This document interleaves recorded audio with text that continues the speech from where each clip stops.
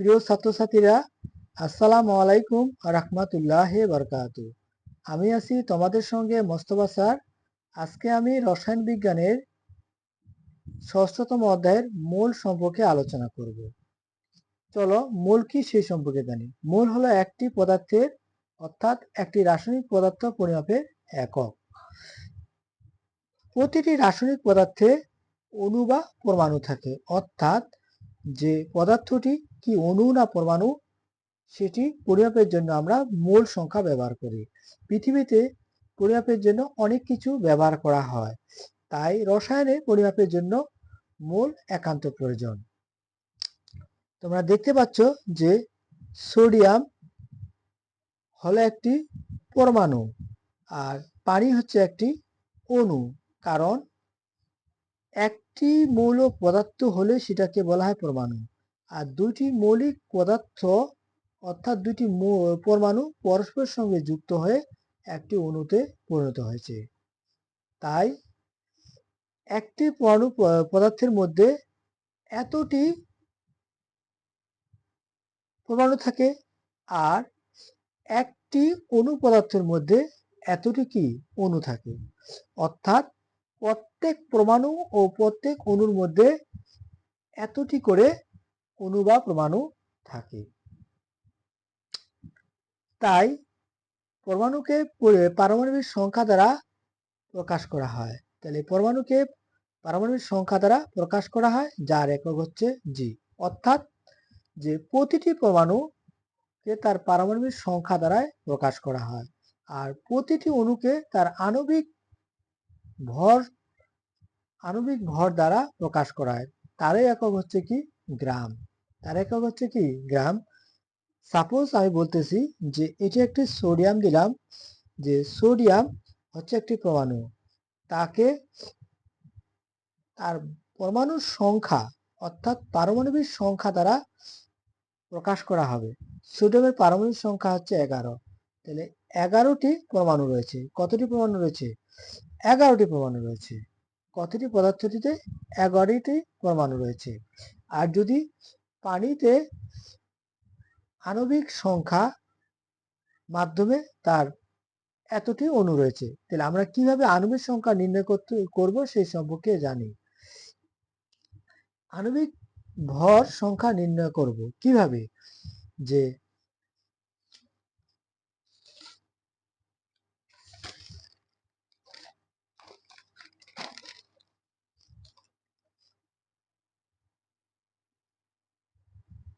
উপরে একটি যৌগ হচ্ছে সালফিউরিক অ্যাসিড, এর আণবিক ভর সংখ্যা কিভাবে নির্ণয় করব?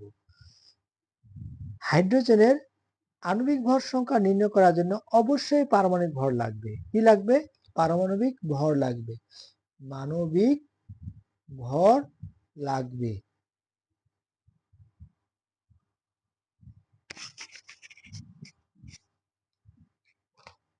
পারমাণবিক ভর হচ্ছে যেমন হাইড্রোজেনের পারমাণবিক ভর 1 আর পরমাণুর সংখ্যা 2, সালফারের পারমাণবিক ভর হচ্ছে 32 আর অক্সিজেনের পারমাণবিক ভর হচ্ছে 16, পরমাণুর সংখ্যা 4।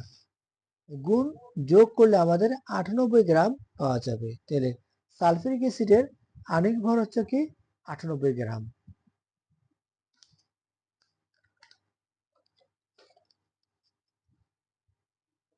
তাহলে আমরা কিভাবে সংখ্যা দিব যে মোল সংখ্যা কাকে বলে বা এক মোল কাকে বলে?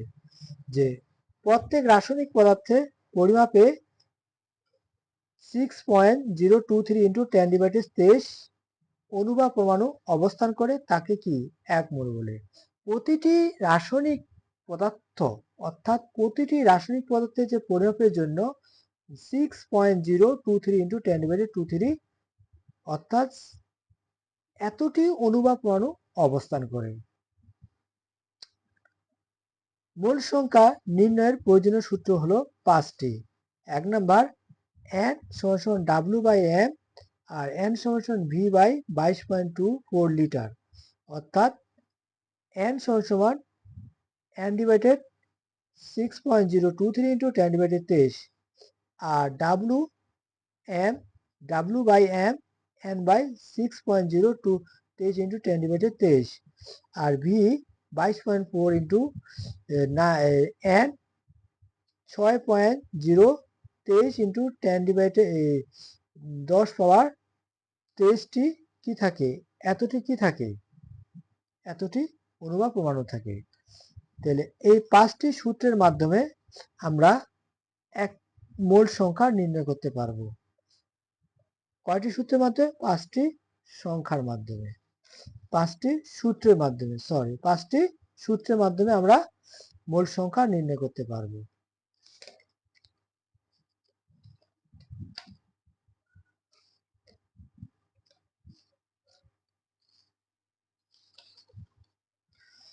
একটি পানির অণুর ভর কত?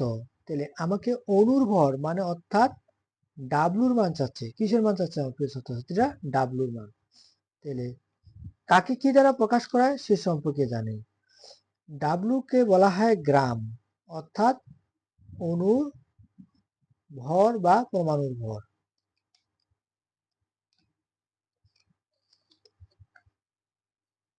এম কে বলা হয় আণবিক ভর,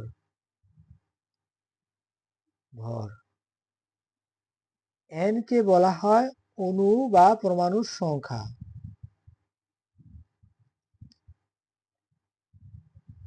তাহলে আমার প্রিয় ছাত্রছাত্রীরা, যে এন কে বলা হয় অণু বা পরমাণুর সংখ্যা,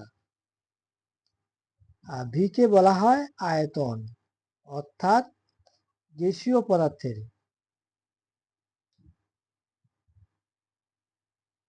কার পদার্থের?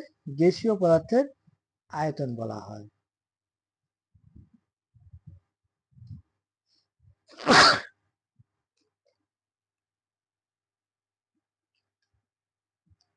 এন হচ্ছে মোল সংখ্যা,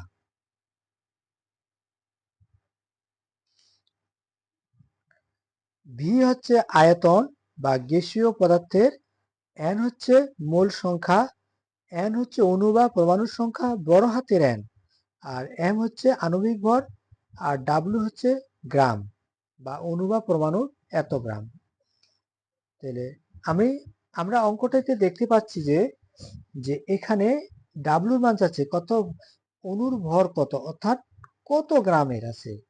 তাহলে কতটি? এতটি। তাহলে এতটি অণু, তাহলে কয়টি অণু? এতটি। তাহলে এন এর মান, বড় হাতের এন এর মান।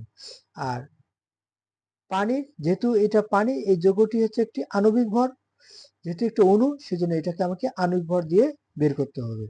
তাহলে এম বের করে দেখলাম যে টোটাল কত গ্রাম? 18 গ্রাম। ডাব্লিউ সমান সমান হোয়াট? তাহলে আমরা 4 নম্বর সূত্র অনুসারে বলতে পারি যে W by M N by 2 অর্থাৎ এখানে ডাব্লিউ মান চাচ্ছে, এম এর মান দেওয়া আছে, আর এন এর মান দেওয়া আছে। তাহলে এটাকে আমরা যদি আর গুণ করে দিই, আর গুণ করলে দাঁড়াবে যে 1 এর সাথে 18 গুণ করলে 18 গুণন 1, আর ডাব্লিউর সাথে এটা গুণ করলে এটা যে অপর জায়গায় কি করলে ভাগ করলে আমরা পাবো টোটাল 2.98 ইন্টু 10⁻⁻23, অর্থাৎ এটি ভাগ অবস্থায় আছে, সেই জন্য ইনভার্স হবে। কি হবে? ইনভার্স হবে। তাহলে এভাবে আমরা আরেকটা করতে পারি যে 1 গ্রাম সালফিউরিক অ্যাসিডে কতগুলো সালফিউরিক অ্যাসিড অণু আছে। সেক্ষেত্রে আমি পূর্বে বলছিলাম যে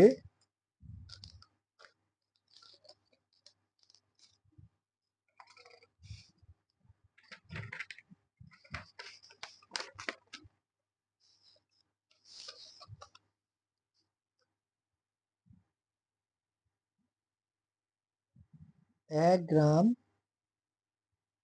সালফিউরিক অ্যাসিড এর কতগুলো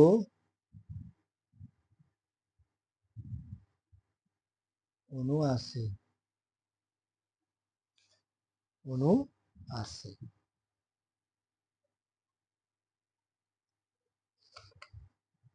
তাহলে 1 গ্রাম মানে হচ্ছে ডাব্লুর মান 1 গ্রাম, যেহেতু আমরা গ্রাম দিয়ে প্রকাশ করি। তাহলে সালফিউরিক অ্যাসিড এটি হলো অণু যার আণবিক ভর দ্বারা প্রকাশ করা হয়, আণবিক। তাহলে এম, সালফিউরিক অ্যাসিড, তাহলে এর মান হচ্ছে হাইড্রোজেন হচ্ছে 1, পারমাণবিক ভর 1, পরমাণুর সংখ্যা 2 যোগ সালফার হচ্ছে কি 32 যোগ অক্সিজেন হচ্ছে 16 গুণন 4, টোটাল হচ্ছে 98 গ্রাম। তাহলে আণবিক ভর আমরা কত পাইলাম? 98 গ্রাম। আর